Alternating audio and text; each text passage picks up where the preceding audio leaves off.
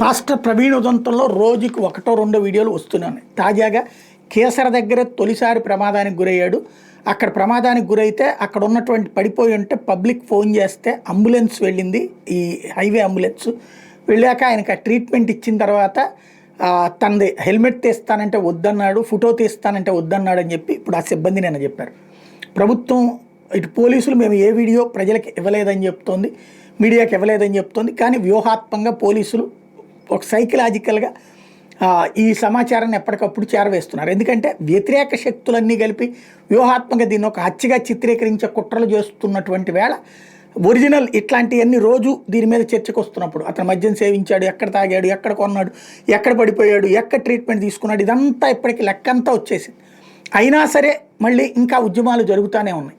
ఏది మర్డర్ చేశారు, కారకులను పట్టుకోవాలన్నటువంటి ఎవరి రూట్లో వాళ్లే అనమాట.